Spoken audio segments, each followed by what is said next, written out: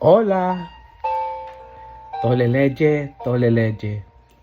Kunin at basahin. Kunin at basahin. Ako po si Kuya Sam Pagaduan, ang inyong kasama sa ating lumalim at mamunga gospel reflection. Ngayon ay August 13, 2026. Ang mabuting balita ng Panginoon ayon kay San Mateo. Chapter 18, verse 20 hanggang 19, verse 1. Noong panahong iyon, lumapit si Pedro at nagtanong kay Jesus, Panginoon, makailan ko pong papatawarin ng aking kapatid na paulit-ulit na nagkasala sa akin? Makapito po ba? Sumagot si Jesus, hindi ko sinasabing makapito, kundi 70 ulit pa nito, sapagkat ang paghahari ng Diyos ay katulad nito.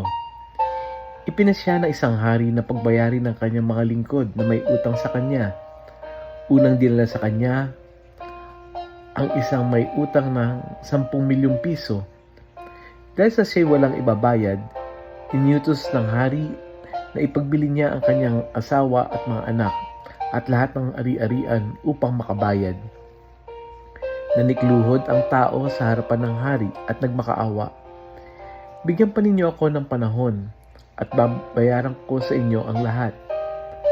Naawa sa kanya ang hari, kaya ipinatawad ang kanyang mga utang at pinagyaon siya. Ngunit pagkaalis niya roon at nakatagpo niya ang isang kanyang kapwa lingkod na may utang na 500 piso sa kanya, sinunggaban niya ito at sinakal sa baywika, magbayad ka ng utang mo. Naglulumod iyon at nagmamakaawa sa kanya, bigyan mo pa ako ng panahon at babayaran kita. Ngunit hindi siya pumayag. Sa halip, ipinabilanggo niya ang kanyang kapwa lingkod hanggang sa ito'y makabayad. Nang makita ng kanyang mga kapwa lingkod ang nangyari, sila'y labis na nagdamdam. Pumunta sila sa hari at sinumbong ang nangyari. Kaya't pinatawag siya ng hari. Ikaw, napakasama mo, sabi niya. Pinatawad kita sa utang mo sapagkat nagmakaawa ka sa akin. Nahabag ako sa iyo. Hindi ba dapat ka ring mahabag sa kapwa mo? At sa galit ng hari, siya'y ipinabilanggo hanggang sa mabayaran niya ang kanyang utang. Gayun din ang gagawin sa inyo ng aking amang nasa langit kung hindi niyo papatawarin ang inyong kapatid. Pagkatapos sabihin ni Jesus ang bagay na ito, siya'y umalis sa Galilea at nagtungo sa lupay ng Judea sa kabila ng Ilog Jordan. Ang mabuting balita ng Panginoon. Pinupuri ka namin, Panginoong Hesukristo. Happy Thursday po sa inyong lahat. Sa gospel natin, tinanong ni Pedro kay Jesus, Panginoon, ilang beses ko bang papatawarin ang aking kapatid na nagkasala sa akin? Hanggang 7 beses po ba? Kasi sa panahon ni Pedro, malaking bagay ni 7 beses.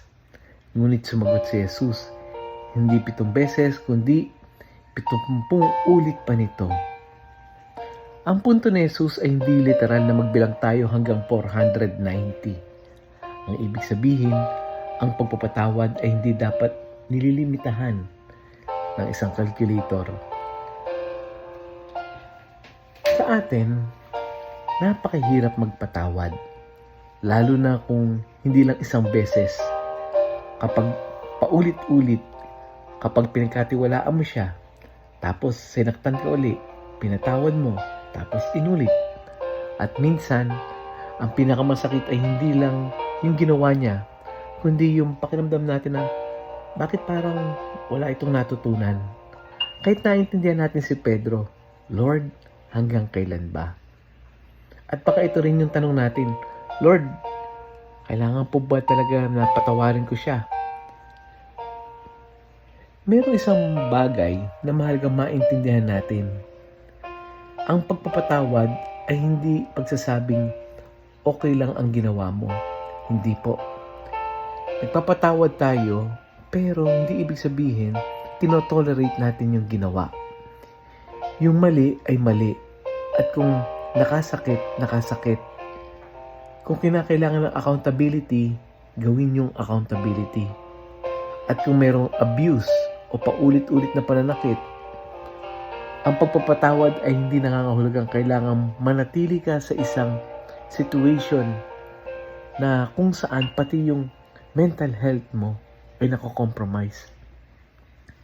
Pwede tayong magpatawad at magtakda ng boundaries.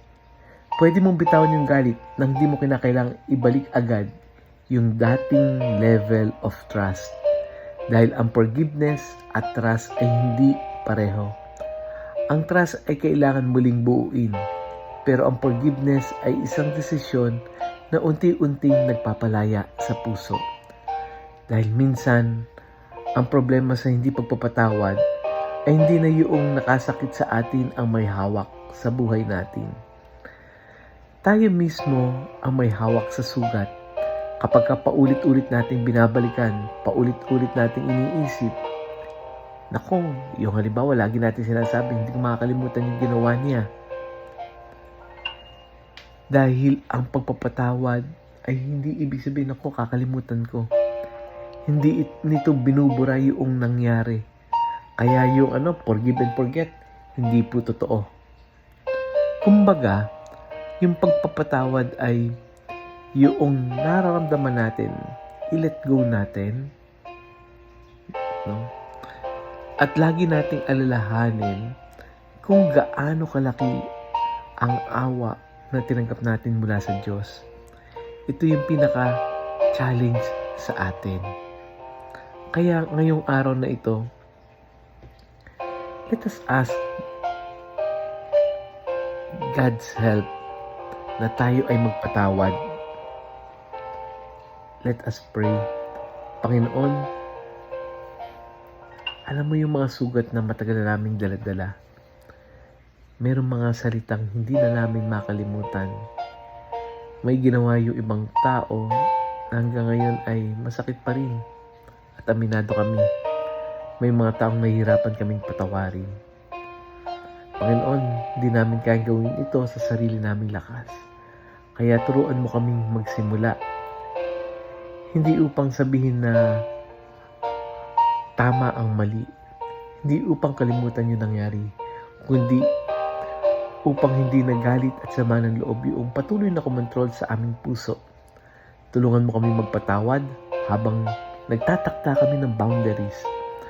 Tulungan mo kaming maghilom habang natututo. At kapag bumalik ang sakit, ipaalala mo sa amin ang awa mo na una naming tinanggap mula sa iyo. Dahil bago kami naging marunong magpatawad, kami muna ay iyong pinatawad. Amen. Baka may isang taong kailangan makarinig ng gospel natin ngayon. Isang taong matagal nang may kinikimkim na sama ng loob. I-share natin yung audio gospel na ito.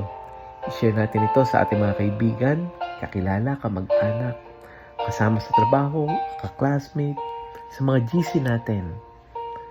Tiyak na ito yung makakatulong para magsimula ang healing process. At kung ikaw mismo ang may sugat, huwag mong piliting maging okay agad. Magsimula ka lang sa isang panalangin.